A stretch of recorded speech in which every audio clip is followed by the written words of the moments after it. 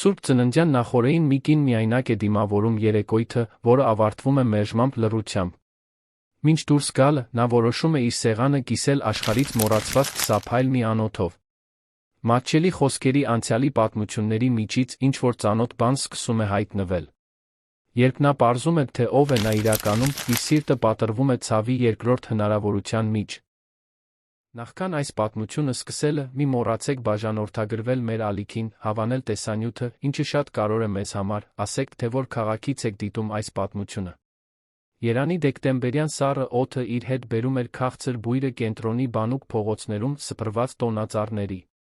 Լույսերը թարթում էին արագ ռիթմով, ստեղծելով տոնական մթնոլորտ, որը հակադրվում էր անդադար անցնող մեքենաների ու ավտոբուսների աղմուկին։ Մարինեն երրորդ անգամն էր այդ կեսօրին ուղղում իր մուգ կապույտ զգեստը, նայելով իր արտացոլանքին հագուստի խանութի ցուցափեղկին։ Նա այդ զգեստն ընտրել էր այնքան խնամքով, մտածելով յուրաքանչյուր մանրուքի մասին։ Կտորը գեղեցիկ նստում էր նրա 42 տարեկան մարմնին, ոչ շատ կիպ, ոչ շատ լայն։ Բավականաչափ էլեգանտ, լավ տպավորություն թողնելու համար, բայց ոչ այնքան չափազանցված, որ հուսահատ թվար։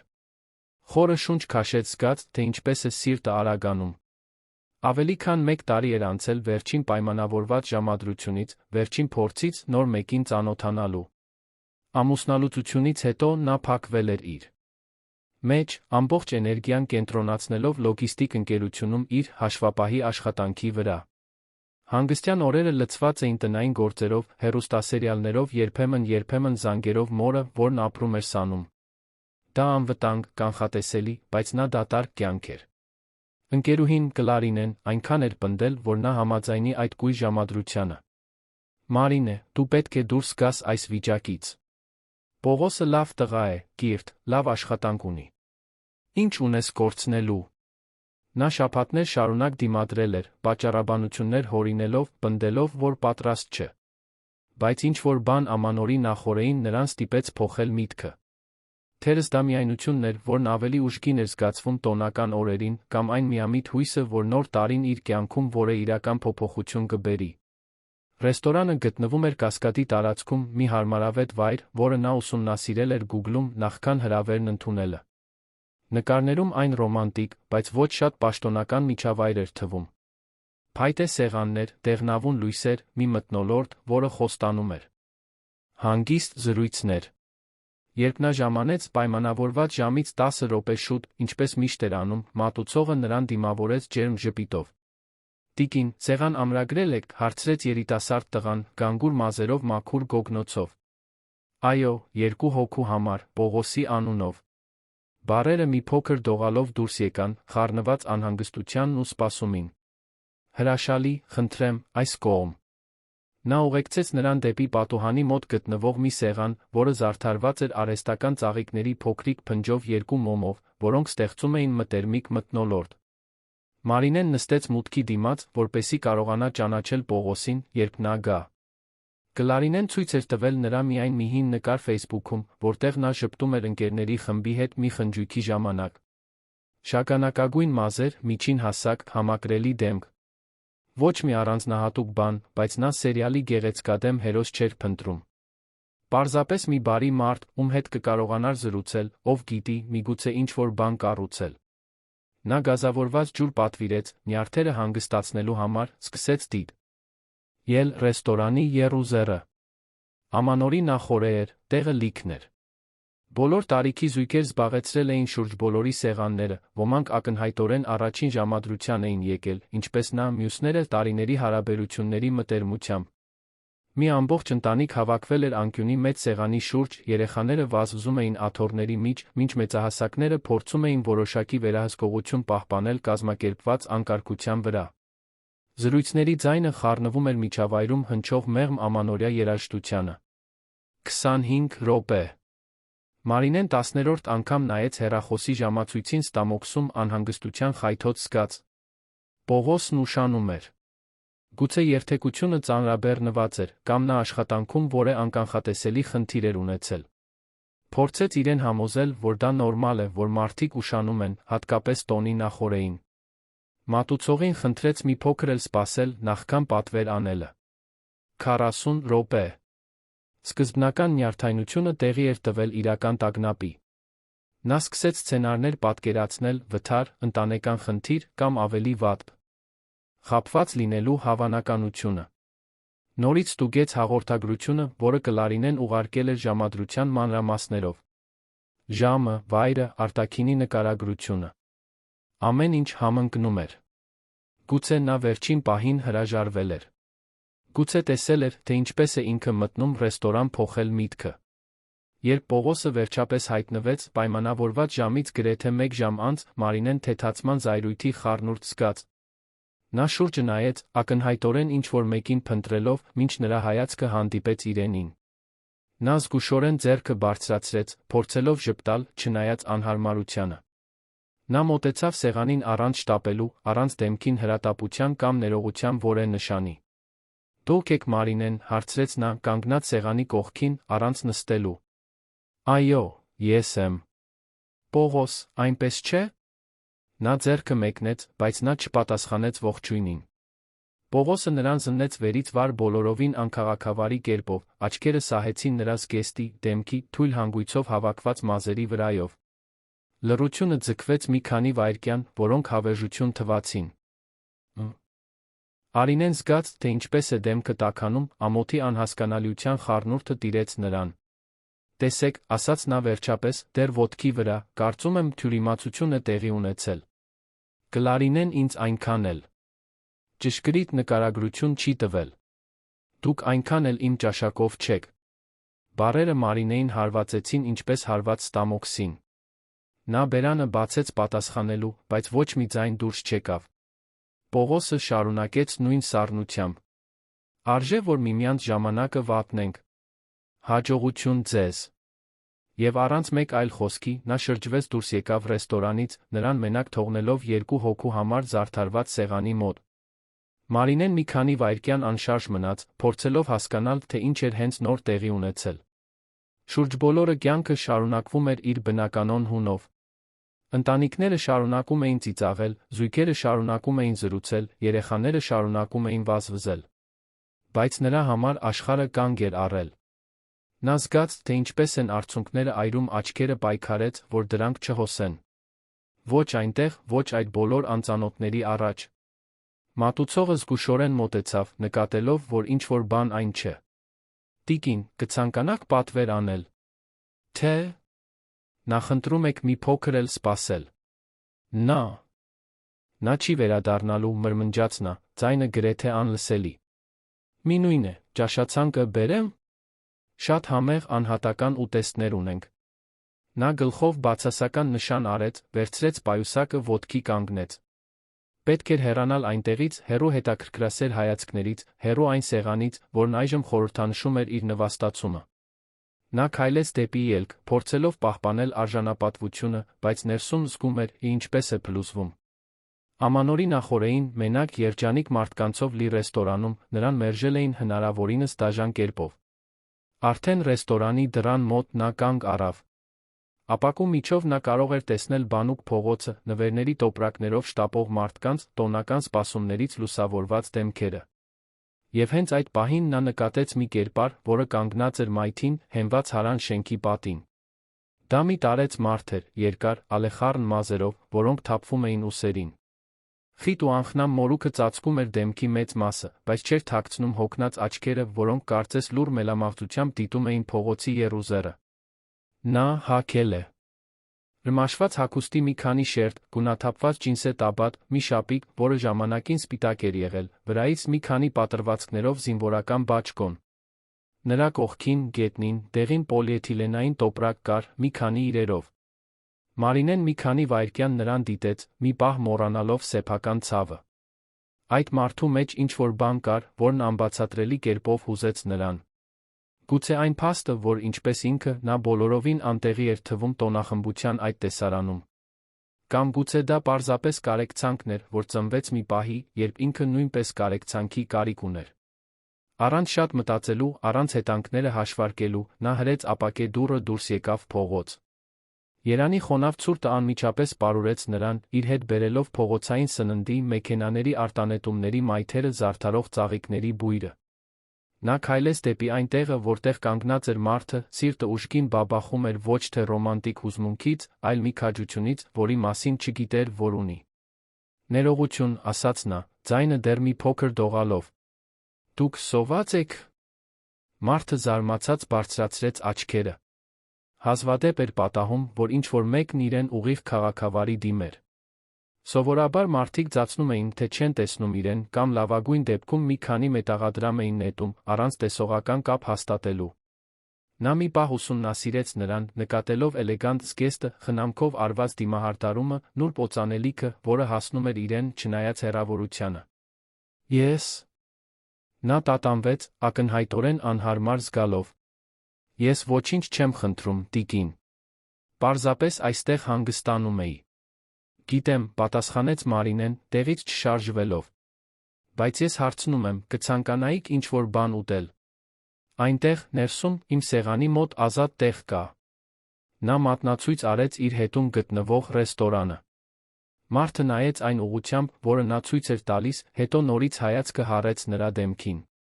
Այդ հոգնած արտահայտության մեջ այնքան շատ զգացմունքներ կային՝ շփոթություն, անվստահություն, երախտագիտություն, ամոթ։ Նա գիտեր, թե ինչ տեսք ուներ, ինչ հոտ ուներ։ Գիտեր, որ այնպիսի մարդ չէր, որը հաճախում է այդ տեսակի հաստատություններ։ Չգիտեմ, թե դա լավ գաղափար է, մրմնջաց նա։ Մարդիկ կնայեն, տարօրինակ կհամարեն։ Այսօր ամանորի նախօրե է, ասաց Մարինեն, առաջին անգամ այն պահից, երբ Պողոսը հեռացել էր, կարողացավ անկեղծ ժպտալ։ Եվ ինձ հենց նոր մենակ թողեցին այն սեղանի մոտ։ Եթե դուք դեմ չեք ընկերակցել մի անծանոթուհու, ես շնորհակալ կլինեմ։ Երկար լռություն տիրեց։ Մարդը նայեց իր իրերի տոպրակին։ Հետո իր կեղտոտ ձեռքերին, վերջապես նրա դեմքին։ Այդ աչքերում ինչ-որ բան կար, որը նրան համոզեց, որ հրավերն անկեղծ է, առանց թաքնված մտադրությունների կամ հովանավորչական խղճահարության։ Ես համաձայն եմ, ասաց նա վերջապես։ Բայց ես վճարելու միջոց չունեմ։ Պետք չէ, պատասխանեց Մարինեն, արդեն քայլելով դեպի մուտքը։ Այսօր ընթրիքը իմ հաշվին է։ Երբ նրանք միասին մտան ռեստորան, զրույցների աղմուկը մի քանի վայրկյանով մեղմացավ։ Մարինեն զգաց, թե ինչպես են հայացքները ուղղվում իրենց կողմը, բայց նա գզակը բարձրացրեց, վճռականորեն քայլեց դեպի իր սեղանը։ Մարդը հետում էր նրան մի քանի քայլ հետ, ակնհայտորեն ամաչելով, փորձելով ավելի փոքր ելալ, քան արդեն կար։ Մատուցողը, որը նրան սպասարկել էր ավելի վաղ, մոտեցավ, փորձելով թաքցնել զարմանքը դեմքին։ Տիկին։ Որոշեցիք մնալ, հարցրեց նա, զգուշորեն նայելով նրա ուղեկցին։ Այո, որոշեցինք ընտրել, պատասխանեց Մարինեն հաստատակամորեն։ Կարող եք երկու ճաշացանկ բերել, խնդրում եմ։ Տղան մի պահ տատանվեց, բայց շուտով վերականգնեց իր պրոֆեսիոնալ կեցվածքը։ Իհարկե, հիմա կվերադառնամ։ Մարինեն աթոռը քաշեց, որպեսզի մարդը նստի, մի ժեստ, որը նրան էլ ավելի շփոթեցրեց։ Երկար ժամանակ էր, ինչ ոչ ոք դա չէր արել նրա համար։ Նա զգուշորեն տեղավորվեց, փորձելով չդիպչել ոչ մի ավելորդ բանի, կարծես վախենում էր իր ներկայությամբ աղտոտել միջավայրը։ Ինչպե՞ս է ձեր անունը, հարցրեց Մարինեն, նստելով նրա դիմաց։ Ռուբեն, պատասխանեց նա ցածր ձայնով, խուսափելով նրա հայացքից։ Ռուբեն Գորգյան։ Շատ հաճելի է, Ռուբեն։ Ես Մարինեն եմ։ Նա ձեռքը մեկնեց սեղանի վրայով, մի պահ տատանվելուց հետո նա արագ սեղմեց այն։ Նրա ձեռքերը կոշտ էին, ժամանակի եղանակի հետքերով, բայց սեղմումը զարմանալիորեն քնքուշ էր։ Մատուցողը վերադարձավ ճաշացանկերով Ռուբենի համար մի բաժակ ջրով։ Կցանկանայիք որե խմիչք ուղեկցելու համար։ Ես նարնջ։ Ի հյութ կխմեմ, ասաց Մարինեն։ Իսկ դուք, Ռուբեն։ Ռուբենը նայեց ճաշացանկին, իրականում չտեսնելով, թե ինչ էր գրված։ Գները թռչում էին էջից, անհավանական թվերի նման։ Միայն ջուրը, շնորհակալություն։ Երբ մատուցողը հեռացավ, Մարինեն մի փոքր առաջ թեքվեց։ Ռուբեն, խնդրում եմ, պատվիրեք այն, ինչ կուզեք ուտել։ Ես պնդում եմ։ Դա ձեր կողմից մեծ բարություն է, տիկին Մարինե։ Բայց միայն ջուրն արդեն բավական է։ Այսօր ամանորի նախօրե է, կրկնեց նա նույն խոսքերը, որ ասել էր փողոցում։ Ոչ ոք չպետք է սոված մնա այսպիսի օրը։ Ռուբենը վերջապես բարձրացրեց աչքերը նրան նայելու։ Այդ հայացքում մի խորություն կար, որը զարմացրեց Մարինեին։ Դա միայն հոգնածություն կամ հաշտվողականություն չէր։ Դա խելք էր, զգայունություն, գուցե նույնիսկ մի հին արժանապատվություն, որը դիմադրում էր, չնայած ամեն ինչին։ Դուք ինձ չեք ճանաչում, ասաց նա դանդաղ։ Չգիտեք, թե ինչու եմ փողոցում։ Կարող է լինել, որ ես արժանի չեմ այս բարությանը։ Բոլորն արժանի են տաք կերակուրի, պատասխանեց Մարինեն առանց տատանվելու։ Հատկապես Աման։ Որին։ Ռուբենը երկար ուսումնասիրեց նրա դեմքը, փնտրելով կեղծիքի կամ հովանավորչության նշաններ, բայց գտավ միայն անկեղծություն։ Աստիճանաբար նրա ներսում ինչ-որ բան սկսեց թուլանալ։ Լավ, ասաց նա վերջապես։ Բայց ոչ շատ թանկ բան։ Մարինեն ժպտաց, անկեղծորեն ուրախ այս փոքրիկ հաղթանակի համար։ Երբ մատուցողը վերադարձավ, նա պատվիրեց սմբուկով լազանիա, մինչդեռ Ռուբենը, երկար տատանվելուց հետո, ընտրեց տավարի մսով կարտոֆիլի խյուսով ճաշ։ Պարզ, հարազատ ուտելիք, որը նրան ավելի անտեղի չէր ստիպի զգալ, քան արդեն զգում էր։ Երկար ժամանակ է, ինչ դուք ապրում եք։ Փողոցում, զգուշորեն հարցրեց Մարինեն, չցանկանալով անտակտ թվալ։ Ռուբենը մի կում ջուր խմեց, նախքան պատասխանելը։ Մոտ 5 տարի։ Քիչ թե շատ։ Իսկ դրանից առաջ։ Նա այնքան երկար լուռ մնաց, որ Մարինեն մտածեց, թե նա չի պատասխանելու։ Նրանց շուրջ ռեստորանը շարունակում էր աշխույժ լինել։ Մոտակա սեղաններից մեկում ծննդյան տարեդարձ էին նշում, տորթով երգչախմբով երգվող ծնունդը շնորհավոր ով։ Հեռավոր սեղանի մոտ մի երիտասարդ զույգ նախօրոք նվերներ էր փոխանակում, աչքերը փայլում էին երջանկությունից։ Դրանից առաջ ես այլ կյանք ունեի, ասաց Ռուբենը վերջապես, ձայնը գրեթե անլսելի։ Շատ տարբեր։ Մենք բոլորս էլ ժամանակին տարբեր կյանքեր ենք ունեցել, մեղմորեն պատասխանեց Մարինեն։ Ես ինքս այսօր այստեղ եմ, որովհետև իմ կյանքը լիովին փոխվեց մի քանի տարի առաջ։ Նրա խոսելու ձի մեջ ինչ-որ բան հետաքրքրեց Ռուբենին։ Ինչ է պատահել։ Ամուսնալուց 6-ի։ 15 տարվա ամուսնությունից հետո պարզեցի, որ ամուսինս ավելի քան 2 տարի սիրավեպ է ունեցել։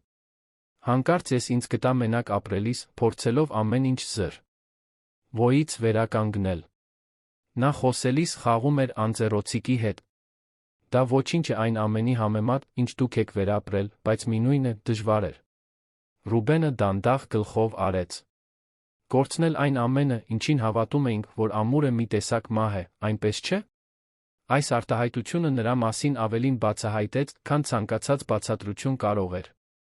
Մարինեն հասկացավ, որ կանգնած է մեկի առաջ, ով մոտիկից ծանոթ է կորստի ցավին, մեկի, ով զգացել է բարձր տեղից ընկնելը։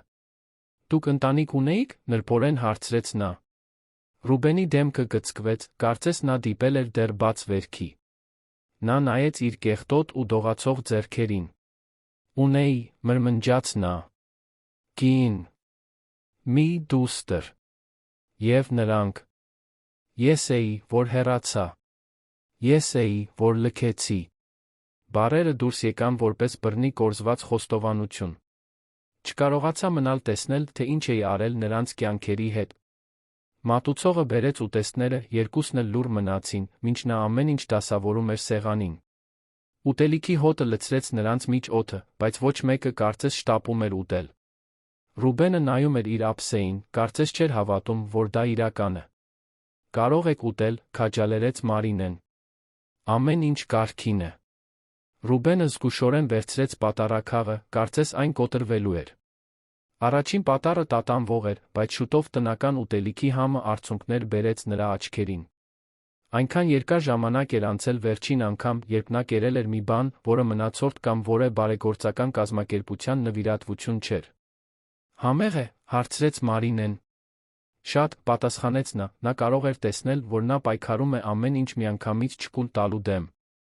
Նրանք մի քանի րոպե լուռ ուտում էին, բայց Մարինեն չէր կարողանում դադարել նրան դիտելուց։ Նրա պատառաքաղը բռնելու, միսը կտրե։ Լուծի մեջ ինչ-որ նրբագեղություն կար։ Նույնիսկ մաշված հագուստով կեղտոտ ձեռքերով, նրա սեղանի շուրջ պահվածքը քաղաքավարի էր, գրեթե էլեգանտ։ Ռուբեն, ասաց նա վերջապես, կարող եմ հարցնել, թե ինչ է պատահել։ Ինչն է ձեզ ստիպել։ Լքել ձեր ընտանիքը։ Նա դադարեց ուտելուց նայեց իր ափսեին։ Ներքին պայքարը տեսանելի էր նրա արտահայտության մեջ։ Նրա մի մասը ուզում էր նորից փակվել, պաշտպանել իր ամենացավոտ գաղտնիքները։ Բայց մյուս մասը, մի մաս, որը տարիներ շարունակ խեղդված էր, խոսելու կարիք էր զգում։ Ես գործարար էի, սկսեց նա դանդաղ։ 3 փոքր ընկերություն ունեի։ Ոչ մի շատ մեծ բան, բայց լավ ապրելու համար բավական էր։ Կինս կարիք չուներ աշխատելու, կարող էր խնամել մեր դստերը։ Մենք լավ տուն ունեինք, մեքենա, ապագայի ծրագրեր։ Մարինեն ուշադիր լսում էր, փորձելով պատկերացնել այս մարդուն նախկին կյանքում, կոստյումով փողկապով, ժողովներ վարելիս, որոշումներ կայացնելիս։ Ինչպես ամեն ինչ փոխվեց։ Ռուբենը խորը հոգոց հանեց։ Սկսվեց որպես զվարճանք։ Մի քանի ընկերներ ինձ տարան խաղատուն։ Պարզապես աշխատանքից հետո հանգստանալու համար էր, հասկանում եք։ Մի քանի խաղաքարտ, մի քանի բաժակ խմիչք, ոչ մի լուրջ բան։ Մարինեն գլխով արեց, սկսելով հասկանալ, թե ուր էր տանում պատմությունը։ Բայց ես սկսեցի հավանել այդ զգացողությունը։ Ադրենալինը։ Մեծ գումար շահելու հնարավորությունը։ Սկզբում նույնիսկ մի քանի անգամ շահում էի։ Հետո մտածում էի, եթե քիչ փողով եմ շահում, պատկերացրու, թե ինչ կլինի, եթե ավելի շատ խաղադրույք կատարեմ։ Ռուբենը դառնորեն ծիծաղեց։ Միշտ այդպես է սկսվում, այնպես չէ՞։ Մարդը միշտ մտածում է, որ վերահսկում է իրավիճակը։ Իսկ չէիք վերահսկում։ Հեռու էի դրանից։ 6 ամսում ես խաղում էի ամեն հանգստյան օր։ 1 տարում փող էի պարտքով վերցնում խաղալու համար։ Կնոջս ասում էի, որ դրանք ներդրումներ են, բիզնեսի ընդլայնում։ Նա ինձ լիովին վստահում էր։ Նրա ձայնի ցավը շոշափելի էր։ Մարինեն զգաց, թե ինչպես է կուրծքը սեղմվում, պատկերացնելով այն դավաճանությունը, որը ներկայացնում էր այդ վստահությունը։ Սկսեցի իրեր վաճառել։ Սկզբում ընկերության բաժնետոմսերն էին, հետո սարքավորումները, հետո պահեստային մեքենան։ Միշտ մի պատրվակով, միշտ խոստանալով, որ շուտով ամեն ինչ կվերականգնեմ։ Ռուբենս մի կում ջուր խմեց, ձեռքերը թեթակի դողում էին։ Նարինեն, դուստրս, այդ ժամանակ 6 տարեկան էր։ Այնքան փոքրիկ, միշտ հարցնում էր, թե երբ եմ նորի։ Ծիրեն զբոսայգի տանելու, ինչու եմ ուշ գալիս, ինչու եմ միշտ նյարդային։ Իսկ ձեր կինը չէր կասկածում։ Սիրանուշը շատ լավ կին էր։ Շատ մաքուր։ Հավատում էր ամեն ինչի, ինչ ես ասում էի, որովհետև նրա մտքով երբեք չէր անցնի, որ ես կարող եմ այդպես ստել։ Երբ վերջապես իմացավ ճշմարտությունը, արդեն շատ ուշ էր։ Ռուբենը լիովին դադարեց ուտելուց, ափսեն հրելով մի կողմ, կարծես ախորժակը կորցրել էր։ Ես կորցրել էի ամեն ինչ։ Ընկերությունները, տունը, խնայողությունները, նույնիսկ Նարինեի խնայողական հաշվի փողը, որը նրա համալսարանի համար էր։ Մենք պարտք էինք բանկին, վաշխառուներին, բոլորին։ Ինչ պատահեց, երբ նա իմացավ։ Դա իմ կյանքի ամենավատ գիշերն էր։ Ավելի վատ, քան ցանկացած գիշեր, որ անցկացրել եմ փողոցում այդ ժամանակվանից ի վեր։ Ռուբենը դեմքը ծածկեց ձեռքերով։ Նա չբղավեց, սկանդալ չսարքեց։ Պարզապես լացեց։ Լացեց ու ինձ հարցրեց, թե ինչպես կարողացա դա անել մեր ընտանիքի հետ։ Նարինեն քնած էր իր սենյակում, չիմանալով, որ հաջորդ օրն արթնանալու է բոլորովին այլ աշխարհում։ Մարինեն զգաց, թե ինչպես են արցունքները այրում իր աչքերը։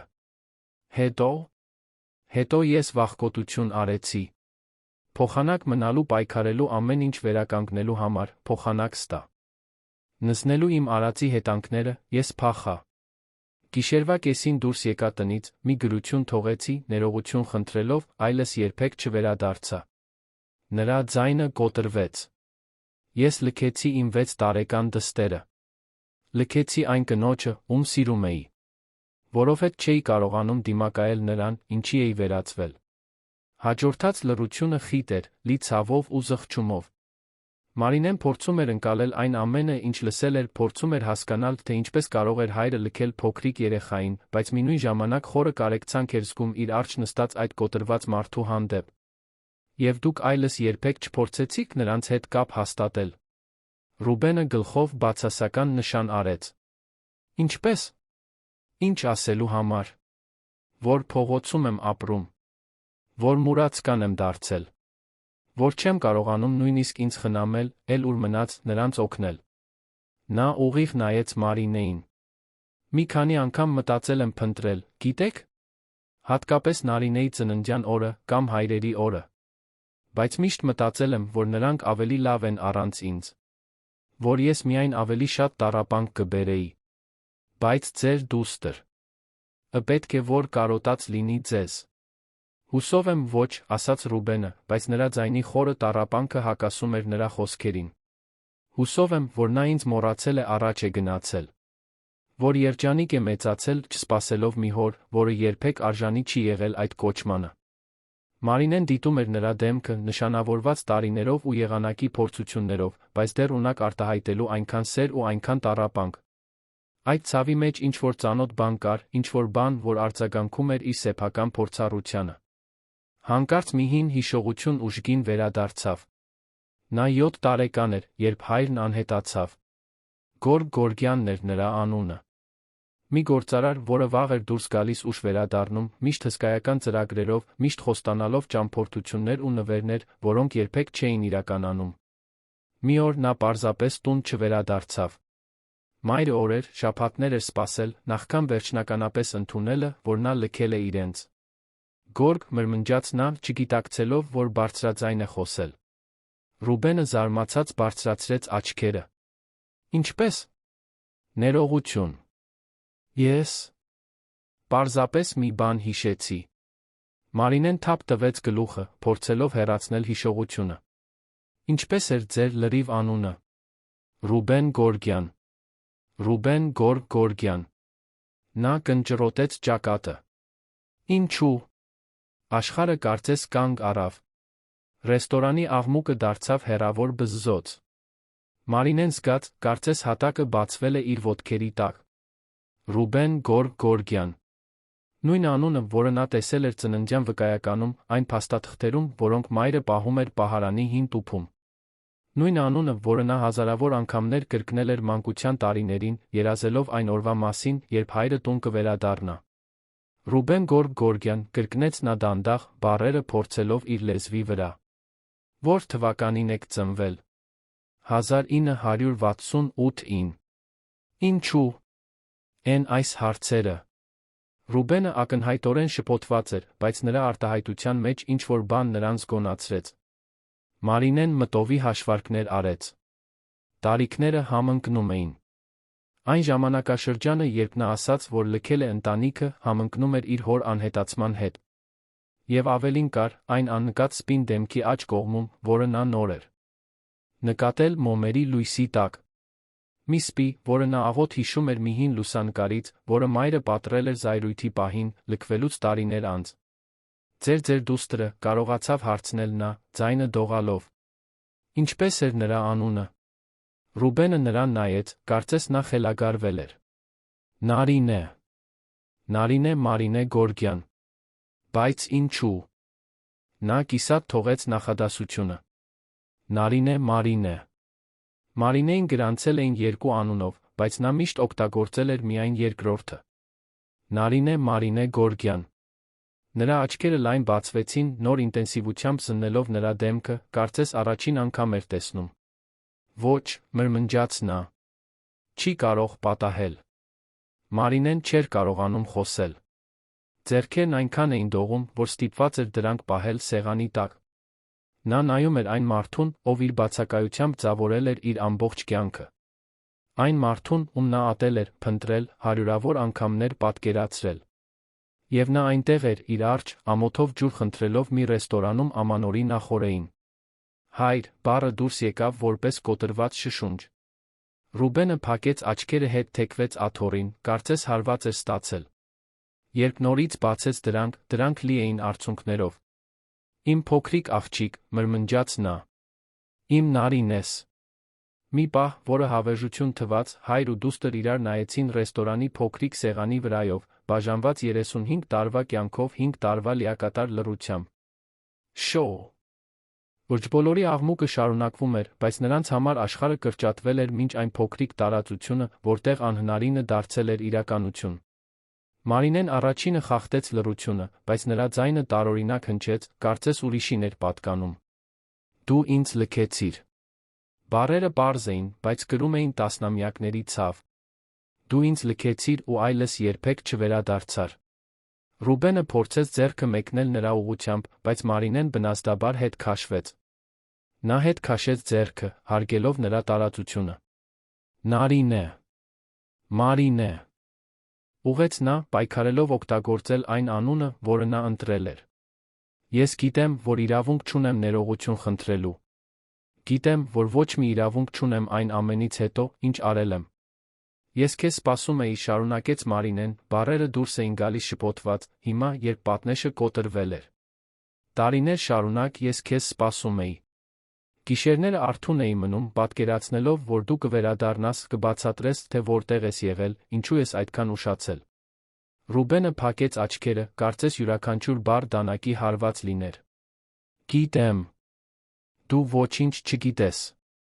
Նրա ձայնը մի փոքր բարձրացավ, ստիպելով մոտակա սեղանների որոշ մարդկանց նայել։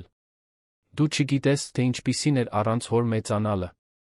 Ինչպիսին էր տեսնել, թե ինչպես են բոլոր մյուս երեխաներին դպրոցից տանում իրենց հայրերը, մինչդեռ ես մենակ սպասում էի ավտոբուսին։ Ինչպիսին էր չունենալ մեկին, ով ինձ հեծանիվ քշել սովորեցներ, ով ինձ պաշտպաներ, երբ տղաները նեղացնում էին, ով ինձ գրկեր, երբ մղձավանջ էի ունենում։ Արցունքները վերջապես հոսեցին նրա դեմքով, Մարինեն նույնիսկ չփորձեց թաքցնել դրանք։ Մի ամբողջ կյանքի ճնշված տառապանքը հորթում էր։ Դու չգիտես, թե ինչպիսին էր տեսնել, թե ինչպես է մայրս գաղտնի լացում, մտածելով, որ ես չեմ տեսնում։ Ինչպես նա ստիպված էր երկու աշխատանքի գնալ, որպեսզի կարողանա ինձ մենակ պահել։ Ինչպիսի նվաստացում էր, երբ մյուս հայրերը քո մասին էին հարցնում, ես ստիպված էի պատրվակներ հորինել։ Ռուբենը գլուխը կախեց, արցունքները լուռ կաթում էին սեղանի վրա։ Ներիր ինձ։ Ներև քեզ։ Մարինեն ծիծաղեց, բայց դա դառը, անուրախ ծիծաղ էր։ Դու իմ կյանքում հայտնվում ես որպես մուրացկան, ուզում ես, որ ես քեզ ներեմ։ Դու ունեիր մի դուստր, որը քեզ սիրում էր, որը հավատում էր, որ դու աշխարհի ամենաուժեղ մարդն ես, դու նախընտրեցիր անհետանալ, քան դիմակայել այն խնդիրներին, որոնք ինքդ էիր ստեղծել։ Գիտեմ, որ վախկոտ էի։ Գիտեմ, որ պետք է մնայի։ Պետք է։ Մարինեն առաջ թեքվեց, աչքերը փայլում էին զայրույթից։ Դու պարտավոր էիր մնալ։ Ես երեխա էի։ Ես իմ հոր կարիքն ունեի։ Մատուցողը զգուշորեն մոտեցավ, նկատելով սեղանի լարվածությունը։ Ամեն ինչ կարգին է։ Ինչ-որ բան կցանկանայիք։ Մարինեն անձեռոցիկով սրբեց դեմքը, փորձեց վերականգնել կեցվածքը։ Ամեն ինչ կարգին է, շնորհակալություն։ Երբ երիտասարդը հեռացավ, նա նորից նայեց Ռուբենին, որը կարծես էլ ավելի էր փոքրացել աթոռին։ Ես քո մասին մտածել եմ ամեն օր, մրմնջաց նա։ Այս 5 տարիների ընթացքում փողոցում ամեն օր։ Հարցնում էի ինքս ինձ, թե ինչպես ես, լավ ես մեծացել, երջանիկ ես։ Քանի անգամ եմ ուզեցել քեզ փնտրել, բայց ավելի հեշտ էր շարունակել փախչել, ավարտեց Մարինեն։ Ավելի հեշտ էր ծածնել, թե ընտանիք չունես, թե պարտականություններ չունես։ Հեշտ չէր, մեղմորեն առարկեց Ռուբենը։ Երբեք հեշտ չի եղել։ Դա դժոխք էր, Մարինե։ Փողոցում ամեն օր դժոխք է։ Բայց ես մտածում էի, որ դուք ավելի լավ եք առանց ինձ։ Որ ես միայն ավելի շատ խնդիր կբերեի։ Դա քո որոշումը չէր, որ պետք է կայացնեիր։ Նրա ձայնը դողաց հուզմունքից։ Դու իրավունք չունեիր իմ փոխարեն որոշելու, ես ավելի լավ էի առանց քեզ, թե… Ոչ։ Ես 7 տարեկան էի։ Ես իմ հորն էի ուզում, նույնիսկ եթե նա անկատար լիներ, նույնիսկ եթե սխալներ գործած լիներ։ Ռուբենը բարձրացրեց աչքերը, հանդիպելու նրանին։ Իսկ հիմա… Ինչ ես ուզում հիմա։ Հարցը Մարինեին անակնկալի բերեց։ Այդ բոլոր տարիների ընթացքում նա հարյուրավոր անգամներ պատկերացրել էր այս առճակատումը։ Մտովի փորձել էր այն խոսքերը, որ կասեր, այն զայրույթը, որ կզգար, այն բավարարվածությունը, որ վերջապես կկարողանար արտահայտել իր ամբողջ ցավը։ Բայց հիմա, նրա առջ, այլս չգիտեր, թե ինչ էր ուզում։ Մի քանի րոպե լո։ Ուր մնացին։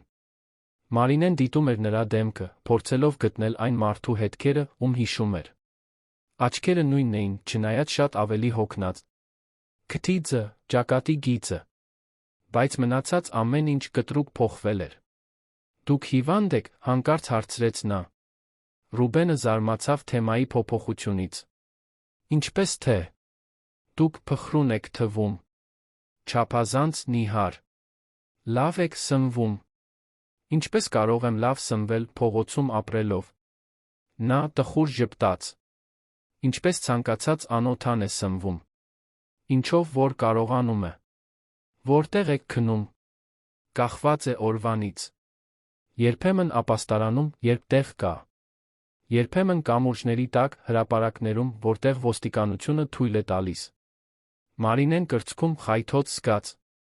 Որքան էլ զայրացած լիներ, որքան էլ վիրավորված, նրա բաց երկնքի տակ քնելու պատկերը խորապես անհանգստացնում էր նրան։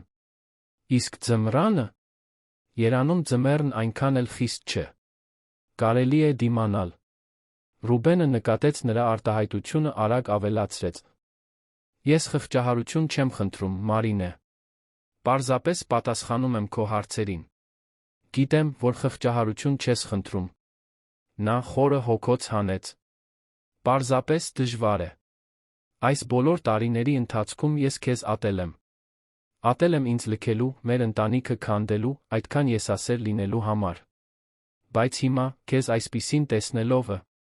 հիմա տեսնում ես, որ ես արդեն ստացել եմ այն պատիժը, որին արժանի էի։ Դա չէ։ Մարինեն նյարդայնորեն խաղում էր անձեռոցիկի հետ։ Խոսքը պատժի մասին չէ։ Խոսքը… Չգիտեմ։ Դու շարունակում ես իմ հայրը լինել, նույնիսկ եթե մի նույն ժամանակ անծանոթ ես։ Ռուբենը դանդաղ գլխով արեց։ Հասկանում եմ։ Եվ դու լիովին իրավունք ունես ինձ ատելու։ Լիովին իրավունք ունես ինձ դուրս անելու այլս երբեք իմ մասին չմտածելու։ Ես նա իրավունք ունեմ դա չանելու։ Նա զարմացած բարձրացրեց աչքերը։ Տես, շարունակեց Մարինեն, ես չեմ պատրաստվում ծածնել, թե ամեն ինչ կարգին է, որովհետև այդպես չէ։ Ես չեմ պատրաստվում ծածնել, թե կարող եմ քեզ միանգամից ներել, որովհետև չեմ կարող։ Բայց ես նա չեմ կարող ծածնել, թե ինձ չի հետաքրքրում, թե ինչ է քեզ հետ կատարվում։ Մարինե։ Թույլ տուր ավարտեմ։ Նա խորը շունչ քաշեց։ Դու 5 տարի առաջ սարսափելի ընտրություն ես կատարել։ Մի ընտրություն, որն ինձ վիրավորել է այնպես, որ դու նույնիսկ չես պատկերացնում։ Բայց դու նա 5 տարի է վճարում ես այդ ընտրության համար։ Եվ իմ մի մաս, որը ես չեմ ուզում խոստովանել, դեռ հիշում է, թե ինչպիսին էր քեզ սիրելը։ Ռուբենը դեմքը ծածկեց ձեռքերով, փորձելով զսպել հուզմունքը։ Ես չգիտեմ, թե կարող եմ քեզ հիմա հայր անվանել, շարունակեց Մարինեն։ Գուցե երբեք չկարողանամ։ Բայց ուզում եմ փորձել քեզ ճանաչել։ Ուզում եմ փորձել հասկանալ, թե ով ես դարձել, ով ես հիմա։ Ոչ թե այն մարդը, որն ինձ լքեց, այլ այն մարդը, որն այստեղ է, իմ առջ։ Դու կցանկանայիր ինձ նորից տեսնել։ Կարծում եմ, այո։ Նրա պատասխանը տատանվող, բայց անկեղծ հնչեց։ Լավ չգիտեմ, թե դա ինչպես կստացվի, բայց կարծում եմ, որ ուզում եմ փորձել։ Ռուբենը եռանդով գլխով արեց։ Ինչ որ դու ուզես։ Քո ժամանակով, քո ձով։ Մի քանի պայման կա, հաստատակամորեն ասաց Մարինեն։ Ցանկացած։ Առաջինը՝ լիակատար ազնվություն։ Ոչ մի սուտ, ոչ մի հորինված պատմություն, ինձ պաշտպանելու կամ քեզ ավելի լավը ներկայացնելու համար։ Եթե մենք սա փորձելու ենք, պետք է ճշմարտությամբ լինի։ Համաձայն եմ։ Երկրորդը՝ դու պետք է ավելի լավ հոգ տանես քո մասին։ Պետք է մնալու տեղ գտնես, պետք է լավ սնվես, պետք է հոգ տանես քո առողջության մասին։ Ռուբենը տատանվեց։ Մարինե, ես չեմ կարող քեզանից ողորմություն ընդունել։ Ճիշտ չի լինի։ Ես ողորմություն չեմ առաջարկում։ Ես օգնություն եմ առաջարկում։ Իմ հանգստության համար, ոչ թե քո։ Նա հաստատուն նայեց նրան։ Եթե մենք փորձելու ենք ինչ-որ տեսակի հարաբերություն վերականգնել, ես պետք է իմանամ, որ դու լավ ես։ Ես չեմ կարող դա անել, եթե դու շարունակես փողոց քնել։ Նա երկար լուռ մնաց, ակնհայտորեն ներքին պայքարի մեջ։ Իսկ երրորդ պայմանը, հարցրեց նա վերջապես։ Համբերություն։ Իմ քո հանդեպ։ Սա հեշտ չի լինելու մեզանից ոչ մեկի համար։ Կլինեն օրեր, երբ ես զայրացած կլինեմ, օրեր, երբ կուզենամ հանձնվել։ Եվ հավանաբար դու նույնպես կունենաս այդպիսի օրեր։ Հասկանում եմ։ Մարինեն շուրջը նայեց ռեստորանում, նկատելով, որ ընտանիքներից շատերն արդեն ոտքի են կանգնում գնալու։ Ամանորի նախօրեի գիշերն առաջ էր գնում, շուտով նրանք նույնպես պետք է հեռանային այնտեղից։ Որտե՞ղ ես անցկացնելու ամանորը, հարցրեց նա։ Ապաստարանում, եթե տեղ լինի։ Եթե ոչ, ապա փողոցում ինչ-որ տեղ։ Նրան ամանորը մենակ փողոցում անցկացնելու թողնելու գաղափարը, հենց իրենց վերագտնելուց հետո անտանելի էր նրա համար։ Բայց մինույն ժամանակ նրան իր տուն հրավիրելու գաղափարը չափազանց շտապողական էր թվում։ Այստեղ մոտակայքում մի հյուրանոց կա, ասաց նա վերջապես։ Ոչ մի շքեղ բան, բայց մաքուր է անվտանգ։ Ինչ կասես, եթե ես մի քանի օրվա համար վճարեմ քեզ համար։ Պարզապես մինչ մենք ավելի լավ լուծում գտնենք։ Ռուբենը գլխով բացասական նշան արեց։ Չեմ կարող դա ընդունել։ Խնդրում եմ։ Բառը դուրս եկավ ավելի խոցելի, քան նա մտադրվել էր։ Թույլ տուր դա անեմ։ Ոչ թե քեզ համար, այլ ինձ համար։ Ես պետք է իմանամ, որ դու անվտանգ ես։ Նա երկար նայեց նրան, նա կարող էր տեսնել ներքին պայքարը նրա աչքերում։ Հպարտությունն ընդդեմ կարիքի, համառությունն ընդդեմ երախտագիտության։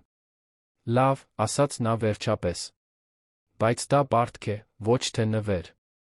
Մի օր ես քեզ կվերադարձնեմ յուրաքանչյուր լումա։ Խոսքը փողի մասին չէ, պատասխանեց Մարինեն։ Երբեք փողի մասին չի եղել։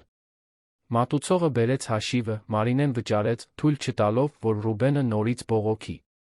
Երբ նրանք ոտքի կանգնեցին սեղանից, նա մի պահ տատանվեց, նախքան նրբորեն դիպչելը նրա թին։ Գնացինք, ասաց նա։ Ես քեզ կտանեմ այդ հյուրանոց։ Նրանք միասին դուրս եկան ռեստորանից, հայր ու դուստր, կողք կողքի քայլելով Երանի փողոցներով ամանորի նախօրեին։ Ճանապարհին շատ չխոսեցին, յուրաքանչյուրը կորած իր մտքերի մեջ։ Մարինեն զարմանում էր, թե որքան անիրական էր թվում։ Այս ամենը։ Մի քանի ժամ առաջ նա պատրաստվում էր ռոմանտիկ ժամադրության։ Հիմա նա քայլում էր հոր հետ, ում տասնամյակներ շարունակ չէր տեսել։ Հյուրանոցը պարզ, բայց պատշաճ էր, այնպիսի վայր, որը հիմնականում սպասարկում էր գործարար ճանապարհորդների քաղաքով անցնող մարդկանց։ Ընդունարանի աշխատակցուհին որոշակի տատանումով նայեց Ռուբենին, բայց Մարինեի փողն ավելի բարձր խոսեց, քան արտաքին տեսքը։ 3 օր, ասաց նա, կանխավճար կատարելով։ Եվ եթե հնարավոր է, կցանկանայինք, որ նա կարողանար այսօր իսկ ցնցուղ օգտագործել։ Իհարկե, խնդիր չկա։ Երբ Ռուբենը ստացավ սենյակի բանալին, ձեռքերը թեթակի դողում էին։ Շնորհակալություն, մրմնջաց նա։ Վաղը կգամ քեզ տանելու, որ միասին ճաշենք, ասաց Մարինեն։ Եթե ուզում ես։ Ուզում եմ։ Նրանք կանգնած էին հյուրանոցի նախասրահում, ոչ մեկը լավ չգիտեր, թե ինչպես հրաժեշտ տալ։ Գրկախառնությունը չափազանց վաղաժամ էր թվում։ Ձեռքսեղմումը չափազանց պաշտոնական։ Վերջապես, Մարինեն առաջ թեքվեց թեթակի համբուրեց նրա այտը։ Բարի գիշեր, Ռուբեն։ Բարի գիշեր, աղջիկս։ Աղջիկս, Առը նրան հարվածեց կայծակի պես։ Նա պատրաստ չէր դա լսելու, դեռ ոչ։ Բայց նա չմերժեց այն։ Պարզապես գլխով արեց դուրս եկավ հյուրանոցից, Ռուբենին թողնելով նախասրահում կանգնած, իր ձեռքի բանալուն նայելիս, կարծես այն ոսկուց լիներ։ Դրսում Մարինեն տաքսի կանչեց ճանապարհին դեպի իր բնակարան տրվեց մտքերին։ Նրա կյանքը լիովին փոխվել էր մեկ գիշերվա ընթացքում։ Հայրը, առանց որի նա սովորել էր ապրել, վերադարձել էր, ոչ թե որպես այն ուժեղ մարդը, ում հիշում էր, այլ որպես կոտրված ու զղջացող մարդ։ Տուն հասնելով նա նստեց բազմոցին վերջապես թույլ տվեց, որ բոլոր զգացմունքները դուրս գան։ Լացեց լքված երեխայի, կորցրած ժամանակի, ներման բարդության համար։ Բայց նա լացեց թեթացումից։ Այս բոլոր տարիներից հետո, վերջապես իմացավ ճշմարտությունը։ Վերջապես կարող էր սկսել վերամշակել ոչ միայն զայրույթը, այլ բուժման հնարավորությունը։ Հյուրանոցում Ռուբենը ընդունեց իր կյանքի ամենաերկար լոգանքը։ Թողեց, որ տաք ջուրը լվանա ոչ միայն վերջին օրերի գեղտը, այլ այն ամոթի շերտերից մի քանիսը, որոնք կրում էր։ Երբ վերջապես պառկեց մաքու ռանկողնում փափկեցնող միջոցի հոտով սավանների մեջ, նայեց առաստաղին մրմնջաց մի աղոթք, որը երկար ժամանակ չէր արել։ Շնորհակալ եմ այս հնարավորության համար։ Խնդրում եմ, թույլ մի տուր, որ նորից փչացնեմ։ Դրսում մոտակա եկեղեցու զանգերը սկսեցին հնչել, ազդարարելով կեսգիշերը։ Ամանորը եկել էր, իր հետ բերելով նոր սկիզբների խոստում հույս, որ որոշ վերքեր, որքան էլ խորը լինեն, դեռ կարող են սպյանալ։ Ամանորի առավոտը Մարինեի համար այլ կերպ սկսվեց։ Տարիներ շարունակ առաջին անգամ նա արթնացավ առանց այն մելամաղձության, որը միշտ ուղեկցում էր տոնական օրերին։ Դա հենց երջանկություն չէր, այլ տագնապի, հույսի լիարժեքության տարօրինակ զգացողության բարդ խառնուրդ։ Նա նախաճաշեց, մտածելով Ռուբենի մասին, պատկերացնելով, թե ինչպես է նա անցկացրել առաջին գիշերն անկողնում այդքան երկար ժամանակ անց։ Ժամը 11-ի սահմաններում նա ուղղորդվեց հյուրանոց։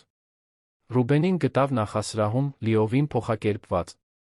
Նա սափրվել էր, մազերը կտրել մոտակա վարսավիրի օգնությամբ հագել էր մաքուր հագուստ, որը նա նախորդ օրը գնել թողել էր ընդուն։ Արանում։ Նա դեռ նույն փխրուն մարդն էր, ինչ նախկինում, բայց հիմա նա կարող էր տեսնել ծանոթ գծեր, որոնք փողոցային տարիները թաքցրել էին։ «Բարի լույս», ասաց նա, մոտենալով նրան։ «Բարի լույս, Մարինե։ Դու իսկապես եկար»։ Նրա ձայնում անկեղծ զարմանք կար, կարծես նրա մի մասը դեռ չէր հավատում, որ նախորդ գիշերվա վերամիավորումն իսկապես տեղի է ունեցել։ Ասացի, որ կգամ։ Նա ուսումնասիրեց նրա դեմքը։ Ավելի լավ ես քեզ զգում։ Շատ ավելի լավ։ Շնորհակալություն նոր հագուստի համար։ Ռուբենը տատանվեց։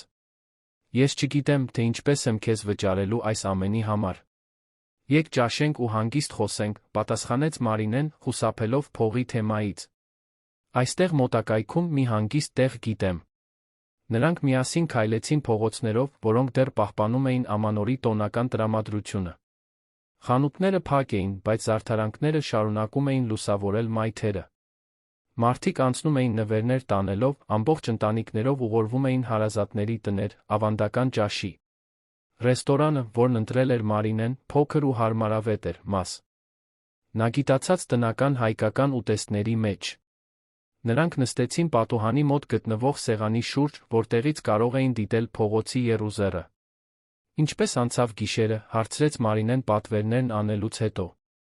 Տարօրինակ, ազնվորեն պատասխանեց Ռուբենը։ Լավ, բայց տարօրինակ։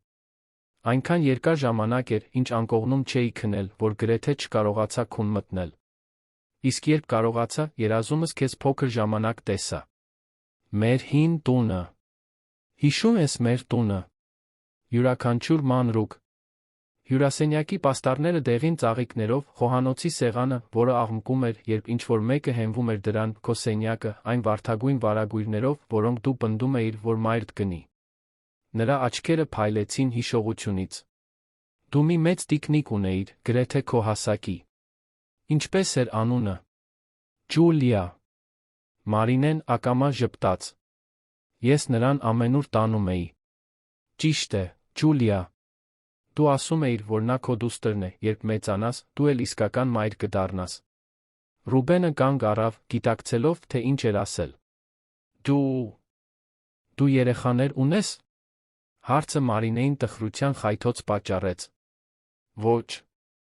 Մի քանի անգամ փորձել ենք նախկին ամուսնուս հետ, բայց երբեք չի ստացվել։ Երբ իմացա նրա դավաճանության մասին, հրաժարվեցի այդ մտքից։ Ցավում եմ։ Ոչինչ։ Գուցե այդպես էլ պետք է լիներ։ Նա փոխեց թեման։ Իսկ դու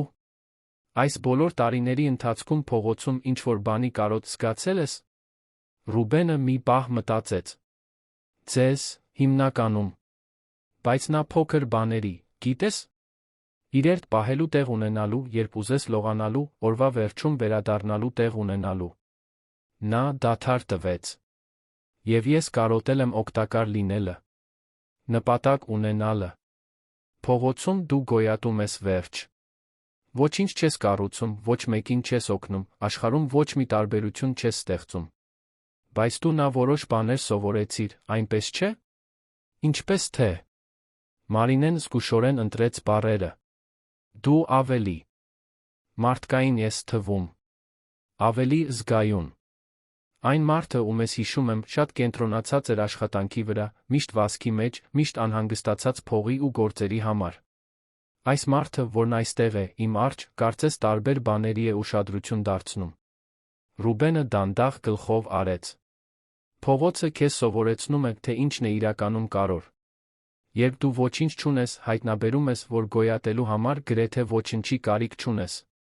Եվ երբ մարդիկ քեզ վերաբերվում են որպես անտեսանելիի, դու սովորում ես գնահատել բարության յուրաքանչյուր ժեստ, յուրաքանչյուր բարի խոսք։ Ինչպես երեկվանը։ Ինչպես երեկվանը։ Ոչ միայն ընթրիքը, այլ այն ձը, որով դու ինձ վերաբերվեցիր։ Որպես մարդու, ոչ թե որպես խնդրի։ Ռուբենը ուղիղ նայեց նրան։ Դու հիանալի կին ես դարձել, Մարինե։ Չնայած ինձ, ոչ թե իմ շնորհիվ։ Ոչ թե չնայած քեզ, մեղմորեն ասաց նա։ Այլ քո բացակայությամբ։ Ինչը տարբեր է։ Նրանք մի քանի րոպե լուռ ուտում էին, յուրաքանչյուրը կորած իր մտքերի մեջ։ Զրույցի ծանրությունը ինտենսիվ էր, բայց ոչ անհարմար։ Կարծես նրանք աստիճանաբար կամո լուրջ էին կառուցում մի անդունդի վրայով, որն անանցանելի էր թվում։ Կարող եմ քեզ մի դժվար հարց տալ, ասաց Մարինեն վերջապես։ Իհարկե։ Եթե կարողանայիր վերադառնալ անցյալ, ինչը տարբեր կանեիր։ Ռուբենը պատառաքաղը դրեց ափսեի մեջ, նայեց պատուհանից դուրս։ Ամեն ինչ, ասաց նա վերջապես։ Բացարձակապես ամեն ինչ։ Չէի սկսի խաղալ, չէի ստի քո մորը, թույլ չէի տա, որ կախվածությունը տիրի իմ կյանքին։ Բայց ամենակարևորը, չէի փախչի։ Կմնայի հետանքներին, կդիմակայեի ձեզ հետ միասին։ Իսկ հիմա։ Ինչ ես ուզում անել հիմա։ Չգիտեմ, թե իրավունք ունեմ ինչ-որ բան ուզելու։ Բոլորն իրավունք ունեն ինչ-որ բան ուզելու, հաստատակամորեն ասաց Մարինեն։ Ասա։ Ռուբենը խորը շունչ քաշեց։ Ես ուզում եմ փորձել քեզ համար հայր լինել։ Գիտեմ, որ չեմ կարող վերականգնել կորցրած տարիները, գիտեմ, որ չեմ կարող ջնջել այն, ինչ արել եմ։ Բայց ուզում եմ փորձել ինչ-որ կերպ ներկա լինել քո կյանքում, եթե դու թույլ տաս։ Եվ ինչպես ես պատկերացնում, որ դա կաշխատի։ Չգիտեմ։ Գուցե։ Գուցե դանդաղ սկսենք։ Շաբաթը մեկ ճաշ, երբեմն զրույց։ Թողնելով, որ դու որոշես տեմպը։ Նա տատանվեց։ Եվ ես ուզում եմ աշխատել։ Ուզում եմ դադարել կախված լինել քո բարությունից, վերադարձնել սեփական արժանապատվությունը։ Ինչ տեսակի աշխատանք։ Ցանկացած։ Մաքրություն, դռնապանություն, ցանկացած ազնիվ բան։ Ինձ պարզապես մի հնարավորություն է պետք, մեկը, ով կվստահի ինձ, չնայած իմ անցյալին։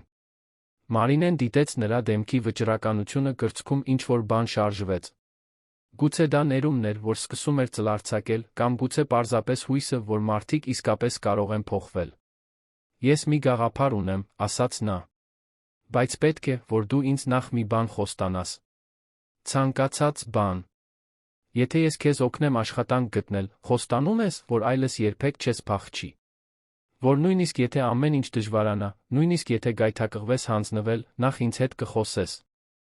Ռուբենը կուլ տվեց թուքը։ Խոստանում եմ։ Երդվում եմ քեզ, որ այլս երբեք չեմ փախչի։ Այն ընկերությունը, որտեղ ես աշխատում եմ, գիշերային դռնապանի կարիք ունի։ Դա փառահե։ Աշխատանք չէ, բայց ազնիվ է, բավականաչափ վճարում է, որ դու կարողանաս փոքրիկ սենյակ վարձել։ Մարինեն առաջ թեքվեց։ Ես կարող եմ խոսել իմ տնօրենի հետ, լավ երաշխավորագիր տալ քեզ համար։ Բայց դու պետք է ամեն օր ապացուցես, որ արժանի ես վստահությանը։ Ռուբենի աչքերը լցվեցին արցունքներով։ Դու դա կանեիր ինձ համար։ Կանեի մեր երկուսի համար։ Որովհետև ես պետք է տեսնեմ, որ դու իսկապես փոխվել ես, որ դու պատրաստ ես պայքարել քո կյանքի համար։ Ես պատրաստ եմ։ Երդվում եմ, որ պատրաստ եմ։ Նրանք ավարտեցին ճաշը, պլանավորելով հաջորդ քայլերը։ Մարինեն հաջորդ շաբաթ կզանգեր իր տնօրենին, Ռուբենը կմնար հյուրանոցում, մինչ սեփական տեղ գտներ, նրանք ամեն շաբաթ կհանդիպեին միասին ճաշելու։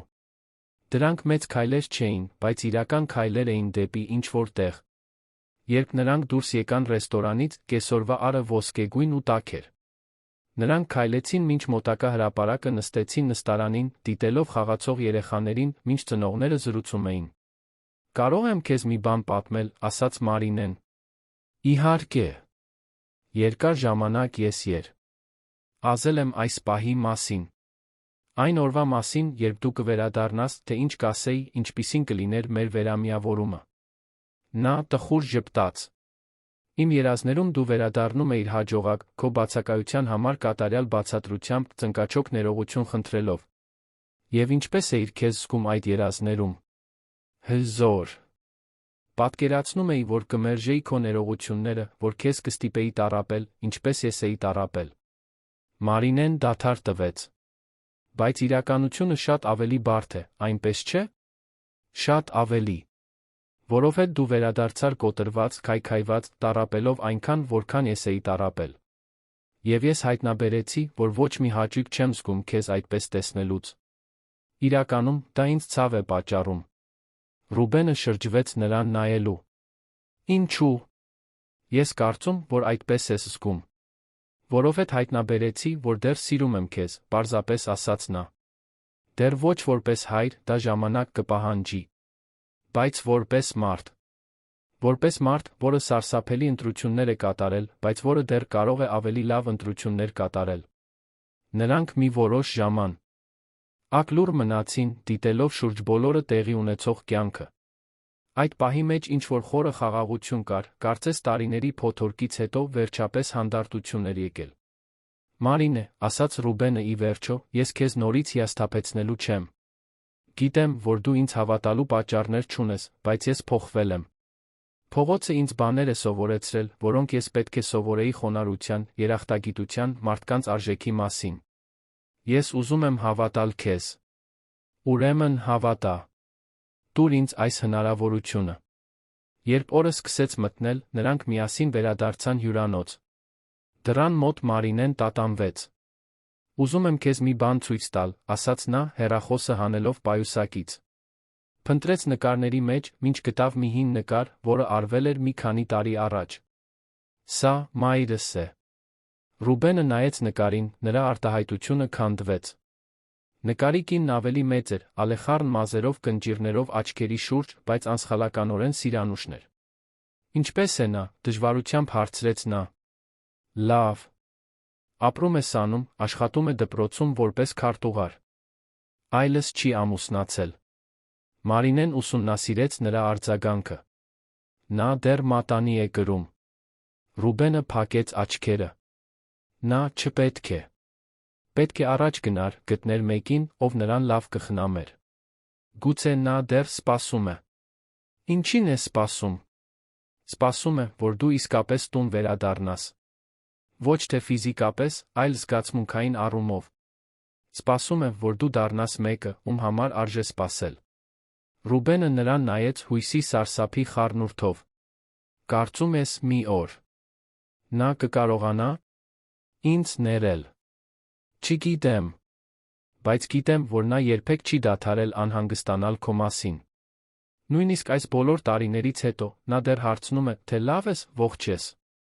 Մարինեն ձեռքը դրեց նրա թին։ Քայլ առ քայլ, հիշում ես։ Նախ դու վերականգնում ես քո կյանքը, հետո կտեսնենք, թե էլ ինչ է հնարավոր։ Ռուբենը գլխով արեց, ակնհայտորեն չափազանց հուզված խոսելու համար։ Երկուշաբթի կգամ քեզ տանելու, որ ընկերություն գնանք, ասաց Մարինեն։ Հագիր քո ամենաներկայանալի հագուստը։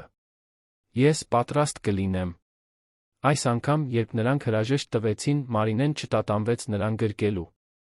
Դա դեռ զգուշավոր, բայց անկեղծ գրկախառնություն էր։ Ռուբենը նրան պահեց այնպես, կարծես նա անհետանալու էր, բայց նրբորեն, կարծես նա բյուրեղից լիներ։ Շնորհակալ եմ, որ չհանձնվեցիր ինձանից, մրմնջաց նա։ Շնորհակալ եմ, որ վերադարձար, պատասխանեց նա։ 3 ամիս անց Ռուբենն աշխատում էր լոգիստիկ ընկերության գիշերային հերթափոխում, ապրում էր փոքր, բայց մաքուր բնակարանում ամեն հինգշաբթի ճաշում էր Մարինեի հետ։ Դա փառահեղ կյանք չէր, բայց ռժանապատիվ կյանք էր։ Նա մի քանի կիլոգրամ գիրացել էր, վերականգնել էր աչքերի փայլը, դանդաղորեն զարգացնում էր նոր վստահություն իր նկատմամբ։ Մի օր, իրենց շաբաթական ճաշերից մեկի ժամանակ, Մարինեն եկավ նյարդային արտահայտությամբ։ Ինչ-որ բան է պատահել, անմիջապես հարցրեց Ռուբենը։ Երեկ զանգեցի մորս, ասաց նա։ Ռուբենը զգաց, թե ինչպես է սիրտը արագանում։ Եվ պատմեցի քո մասին։ Թե ինչպես գտա քեզ, թե ինչպես ես հիմա։ Մարինեն խորը շունչ քաշեց։ Նա ուզում է քեզ տեսնել։ Նա ուզում է։ Նա ասաց, որ պետք է իմանա, թե դու իսկապես փոխվել ես։ Որ պետք է նայի քո աչքերին տեսնի, թե դա ճիշտ է։ Մարինեն սեղանի վրայով բռնեց նրա ձեռքը։ Պատրաստ ես քեզ զգում։ Ռուբենը երկար լուռ մնաց, ընկալելով հնարավորությունը։ Այդ բոլոր ամիսների ընթացքում իր կյանքը վերականգնելիս, նրա մի մասը երազել էր այս պահի մասին, բայց մյուս մասը փորձել էր դրա մասին չմտածել, վախենալով հիասթափվելուց։ Վախենում եմ, խոստովանեց նա վերջապես։ Գիտեմ։ Նա նույնպես։ Իսկ եթե նա նայի ինձ ու չկարողանա ներել։ Իսկ եթե շատ ուշ լինի։ Իսկ եթե ոչ, պատասխանեց Մարինեն։ Իսկ եթե դեռ հնարավորություն կա։ Ռուբենը դանդաղ գլխով արեց։ Երբ։ Հաջորդ կիրակի։ Նա կգա Երան։ Կարող ենք հանդիպել նրա տանը կամ չեզոք վայրում, եթե նախընտրում ես։ Նրա տանը, առանց տատանվելու, ասաց Ռուբենը։ Եթե նա ինձ հնարավորություն է տալիս, ուզում եմ, որ դա իր ձով լինի։ Կիրակին եկավ արոտ ու տաք։ Մարինեն եկավ Ռուբենի հետից, որն ամբողջ առավոտը պատրաստվել էր, փորձում էր զսպել նյարդերը։ Նրանք լուռ անցան ճանապարհը մին։ Չնրա բնակարանը, յուրաքանչյուրը կորած իր մտքերի մեջ։ Երբ նրանք հասան, Սիրանուշը սպասում էր հյուրասենյակում, նստած բազմոցին, ձեռքերը խաչած ծնկներին։ 58 տարեկանում նա դեռ գեղեցիկ կին էր, բայց Ռուբենը կարող էր տեսնել անհանգստության միայնության տարիների ծանրությունը նրա կեցվածքում։ Բար, մամ, ասաց Մարինեն, համբուրելով նրա այտը։ Սա Ռուբենն է։ Սիրանուշը դանդաղ ոտքի կանգնեց սենյակի մյուս կողմում, ուսումնասիրելով իր առջ կանգնած մարդուն։ Ռուբենը չշարժվեց, սպասելով, որ նա անի առաջին քայլը, որ նա որոշի, թե ինչպես է տեղի ունենալու այդ հանդիպումը։ Դու փոխվել ես, ասաց նա վերջապես։ Ավելի նիհար։ Ավելի մեծ։ Դու ավելի գեղեցիկ ես, անկեղծորեն պատասխանեց նա։ Չնայած ամեն ինչին։ Սիրանուշը մի քանի քայլ արեց նրա ուղղությամբ, բայց կանգ առավ անվտանգ հեռավորության վրա։ Ինչու։ Փախար, Ռուբեն։ Ինչու։ Չմնացիր, որ ամեն ինչ միասին հաղթահարեինք։ Որովհետև վախկոտ էի։ Որովհետև ամաչում էի նրանից, ինչ արել էի մեր կյանքերի հետ։ Որովհետև մտածում էի, որ դուք ավելի լավ կլինեիք անց ինձ։ Դու սխալվում էիր։ Գիտեմ, որ սխալվում էի։ Սիրանուշը նայեց Մարինեին, հետո նորից Ռուբենին։ Մեր դուստրը մեծացել է առանց հոր քո պատճառով։ Ես նրան մենակ եմ մեծացրել, երկու աշխատանք եմ արել, գիշերներն անքուն եմ անցկացրել, մտածելով, թե ողջ ես, թե մեռած։ Գիտեմ։ Եվ ամեն օր զղջում եմ։ Զղջումը հաշիվներ չի վճարում, Ռուբեն։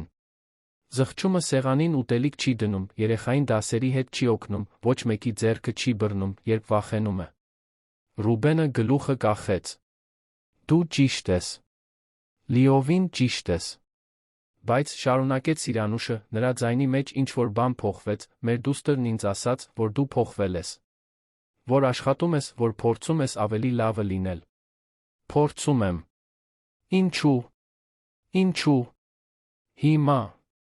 Ռուբենը բարձրացրեց աչքերը, հանդիպելու նրանին։ Որովհետև վերջապես հասկացա, որ փախչելը ոչինչ չի լուծում։ Միայն ավելի շատ խնդիր է ստեղծում։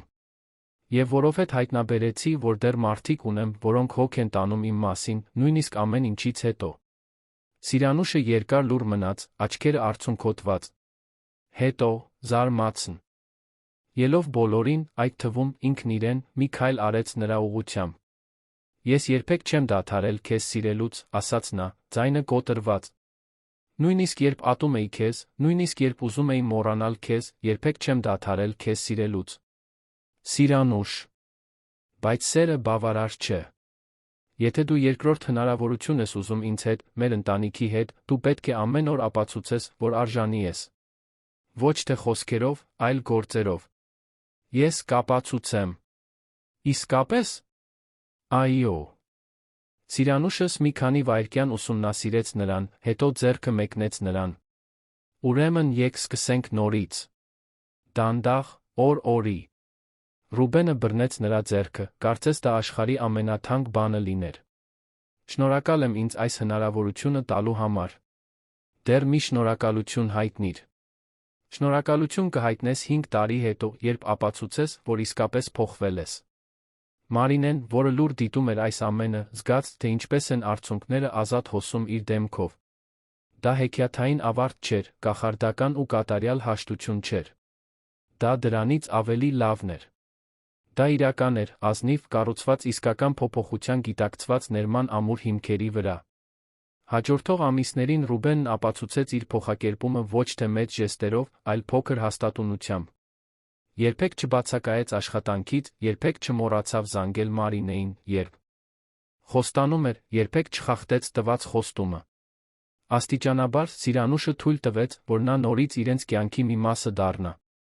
2 տարի անց մի ամանորի նախօրեին, ինչպես այն մեկը, որը փոխել էր ամեն ինչ, նրանք երեքով միասին էին Մարինեի հյուրասենյակում, զարդարելով փոքրիկ տոնածառ։ Ռուբենը բերել էր պարզ, բայց սիրով մտածված նվերներ։ Սիրանուշը պատրաստել էր տոնական ընթրիքը։ Մարինեն տունը պատրաստել էր այն ամբողջ սիրով, որը զգում էր իր նորից գտած ընտանիքի հանդեպ։ Հիշո՞ւմ ես մեր առաջին տոնածառը, հարցրեց Սիրանուշը Ռուբենին, մինչ նրանք կախում էին զարդարանքները։ Հիշում եմ։ Դու պնդեցիր, որ մի հսկայական տոնածառ գնենք, որը հազիվ էր տեղավորվում հյուրասենյակում։ Իսկ դու բողոքում էիր, որ դա փողի վատնում է, ավելացրեց Մարինեն ծիծաղելով։ Ես այն ժամանակ շատ հիմար բաներից էի բողոքում, խոստովանեց Ռուբենը։ Բարեբախտաբար, սովորեցի գնահատել ճիշտ բաները։ Երբ նրանք ավարտեցին զարդարանքը, երեքով նստեցին բազմոցին, հիանալու արդյունքով։ Տոնածառը կատարյալ չէր, որոշ զարդարանքներ ծուռ էին, լույսերը թարթում էին անհամաչափ։ Բայց դա իրենցն էր, կառուցված սիրով ու համբերությամբ։ Հայր, ասաց Մարինեն, դա առաջին անգամն էր, որ նա բառն օգտագործեց բնականon, առանց ստիպելու, կարող ես ինձ տալ այն վերջին զարդարանքը։ Ռուբենը զգաց, թե ինչպես է սիրտը սեղմվում հուզմունքից։ Իհարկե, աղջիկս։ Մինչ Մարինեն դնում էր վերջին զարդարանքը տոնածառի վրա, Սիրանուշը բռնեց Ռուբենի ձեռքը։ Ոչինչ չասաց, պարզապես բռնեց, ինչպես անում էր, երբ երիտասարդ էին, ապագան լի էր խոստումներով։ Շնորհակալ եմ, մրմնջաց Ռուբենը իր կյանքի 2 կանանց։ Ինչի՞ համար, հարցրեց Սիրանուշը։ Ինձ սովորեցնելու համար, որ հնարավոր է նորից սկսել։ Որ մարդիկ կարող են փոխվել։ Որ ներումը հնարավոր է, նույնիսկ երբ մենք արժանի չենք դրան։ Բոլորն արժանի են երկրորդ հնարավորության, ասաց Մարինեն։ Հարցն այն է, թե ինչ ենք մենք անում դրա հետ։ Իսկ դու ինչ ես անելու քոնի հետ, հարցրեց Սիրանուշը։ Ռուբենը նայեց նրանց երկուսին, անկատար ու մինույն ժամանակ կատարյալ տոնածառին, պարզ հյուրասենյակին, որը դարձել էր աշխարհի ամենակարևոր վայրը։ Նրա համար։ Ապրելու եմ, ասաց նա։